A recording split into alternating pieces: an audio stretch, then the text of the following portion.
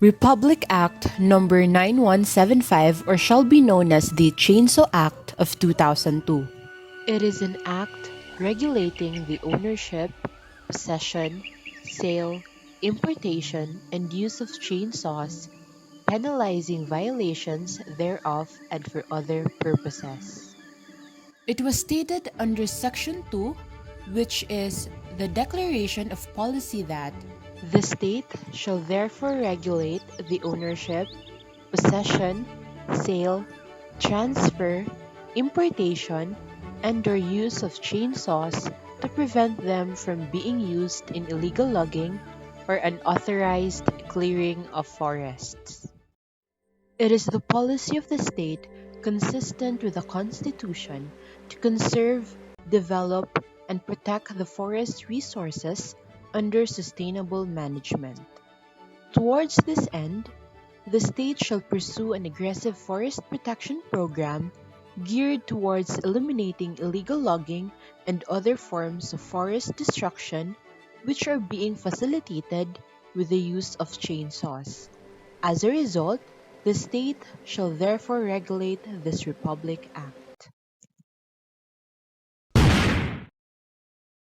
Under Sections 68 and 68A of PD 700-05, chainsaws used in cutting, gathering, removing, and/or processing timber of forest products without legal paperwork are subjected to judicial and/or administrative confiscation.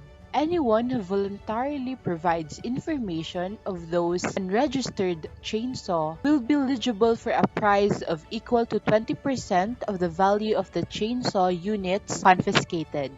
For the youth, be responsible in all of your actions, especially when it comes to the environment. Take our advice and support us in conserving and safeguarding our natural resources so that future generations can see and experience the same beauty that we have.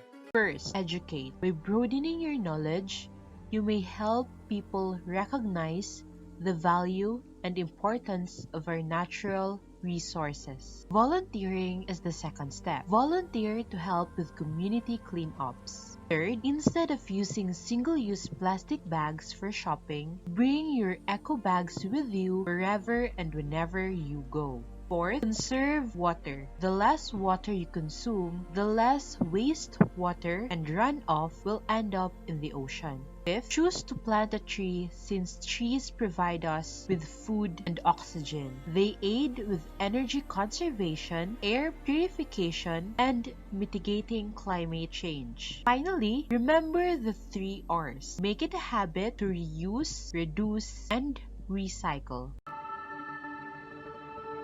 So what are you waiting for? Let's work this out together and enjoy the beauty of nature.